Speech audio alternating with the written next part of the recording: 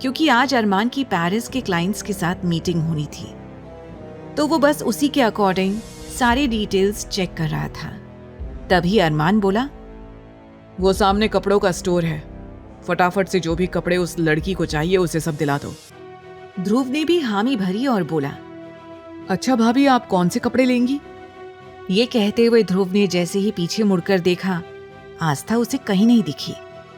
ध्रुव हैरानी से अपने आसपास देखने लगा और फिर अरमान की ओर देखकर घबराते हुए बोला, भाई भाभी कहाँ है? भाभी तो यहाँ है ही नहीं।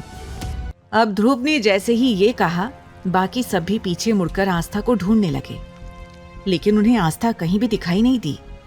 तभी अरमान की नजर एस्केलेटर के नीचे खड़ी हुई आस्था पर पड़ी, जो हिचकिचाते हुए एस्केलेटर पर अपने पैर रखने की कोशिश कर रही थी, लेकिन डर के मारे वो बार बार अपने कदम पीछे ले रही थी। अरमान ने जैसे ही ये देखा, उसका गुस्सा और भी ज्यादा बढ़ गया। वो इरिटेट होकर बोला, आखिर कोई लड़की इतनी ज्यादा इरिटेटिंग कैसे हो सकती है? ये सब क्या बकवास हो रहा है?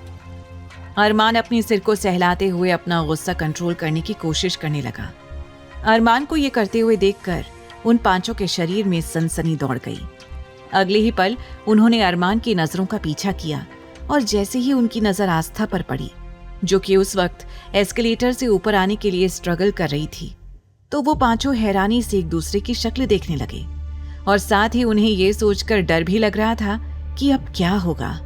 तभी ध्रुव कहने लगा, भाभी तो नीचे है। हमने ये क्यों नहीं सोचा कि भाभी के लिए ये शहर नया है? हमें इस तरह से भाभी को अकेला नहीं छोड़ना चाहिए था। मैं जाता हूँ, भाभी को यहाँ लेकर आता हूँ। ये कहते हुए उसकी नजर अरमान पर पड़ी। तब उसने जल्दी से कहा, भाई मुझे लगता है कि आपको जाकर भाभी की मदद करनी चाहिए, और अगर आप भाभी की मदद करेंगे तो हो सकता है दादाजी आपसे खुश हो जाएं। अब जैसे ही ध्रुव ने ये कहा, अरमान उसे खा जाने वाली नजरों से देखने लगा और आहान की तरफ देखकर ऑर्डर देते हुए बोला, तुम जाओ, जाकर उस लड़की को ऊपर लेकर आओ।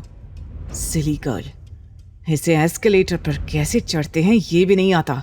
लेकिन अगले ही पल ध्रुव ने आहान को इशारों से मना कर दिया, क्योंकि वो लोग चाहते थे कि अरमान ही उसे लेने के लिए जाए। आहान ने अरमान की बात सुनने के बाद तुरंत अपने पेट पर हाथ रख लिया और नाटक करते हुए बोला, भाई मेरा तो पेट बहुत जोरों से दर्द हो रहा है। मुझे लग रहा है कि मुझे वॉशरूम यूज करने की जरूरत है। सॉरी भाई, मैं नहीं जा पाऊंगा। ऐसा कहकर आहान बिना अरमान की ओर देखे और उसकी कोई बात सुने वहां से भाग गया।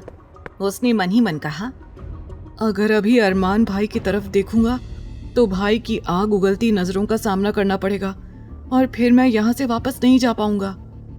वहां से निकलकर वो सीधा बाथरूम में घुस गया। अब अरमान आकाश और सुमित से तो कह नहीं सकता था और देव भी तुरंत मॉल के दूसरे हिस्सों को देखने लगा, तो अरमान समझ गया कि ये लोग बिल्कुल भी नहीं जाने वाले थे। अरमान को उन सब पर गुस्सा तो बहुत आ रहा था, लेकिन उसे इस वक्त काफी लेट हो रहा था, इसीलिए वो और देरी नहीं करना चाहता था। अब बिना किसी देरी के अरमान आस्था के पास वापस नीचे पहुंच चुका था। आस्था ने ध्यान ही नहीं दिया कि उसके ठीक पीछे अरमान सिंघानिया आकर खड़ा हो गया था। तभी अरमान ने तुरंत उसके बाजू को कसकर पकड़ लिया और नफरत से बोला, क्या तुमसे एक छोटा सा काम भी नहीं हो सकता है? क्या तुम खुद से चढ़कर ऊपर भी नहीं आ सकती हो? कौन सी दुनिया से आई हो तुम? आहान, जो कि बाथरूम में गया था, अरमान के नीचे जाते ही वो भी तुरंत आकर वहां खड़ा हो गया था, क्योंकि वो ये सीन मिस नहीं करना चाहता था। और ध्रुव और आहान दोनों ने वीडियो शूट करना शुरू कर दिया था, ताकि वो दादाजी को दिखा सकें और दादाजी के गुड बुक में अपने नंबर बढ़वा सकें। अरमान की बात सुनकर आस्था ने अपनी नजरें नीचे झुका ली। उसकी आंखों से आंसू निकलकर उसके गालों पर आ गए, क्योंकि वाकई वो इस समय काफी शर्मिंदा महसूस कर रही थी। वो मन ही मन बोली, लेकिन इसमें मेरी क्या गलती है? बचपन से लेकर आज तक मैं गांव में ही पली बढ़ी हूँ, इस तरह से कभी भी शहर में नहीं आई। आस्था ये सोच ही रही थी कि तभी अरमान ने कड़े लहजे में उसे धमकाते हुए कहा, अब बेवकूफों की तरह यहाँ पर रोना मत, समझी तुम? ऐसा कहकर जल्दी ही अरमान ने उसकी बाजू को कसकर पकड़ लिया और दोनों एक साथ एस्केलेटर पर जाकर खड़े हो गए। आस्था काफी ज्यादा डर गई थी। उसने जल्दी से घबराते हुए अरमान को पकड़ लिया और अपनी दोनों आंखों को अच्छी तरह से बंद कर लिया। आस्था को ऐसा करते हुए देखकर एक पल को अरमान उसमें खो सा गया, क्योंकि आस्था बड़ी ही प्यारी और खूबसूरत लग रही थी। आस्था का बिना मेकअप का एकदम बेदाग चेहरा अरमान को बड़ा ही खूबसूरत लग रहा था। आस्था ने अपनी घनी पलकें बंद कर रखी थी। उसने ध्यान ही नहीं दिया कि इस वक्त अरमान उसके कितने करीब था। अरमान उसे कितनी ही देर तक देखता रहा। अरमान को एहसास ही नहीं हुआ कि कब वो दोनों ऊपर पहुंच गए। आगे की कहानी जानने के लिए देखें अगला एपिसोड सिर्फ पॉकेट एफएम के YouTube चैनल पर। और तेरे इश्क में के सारे एपिसोड्स को सुनने के लिए डिस्क्रिप्शन में दी लिंक से डाउनलोड करें पॉकेट एफएम ऐप।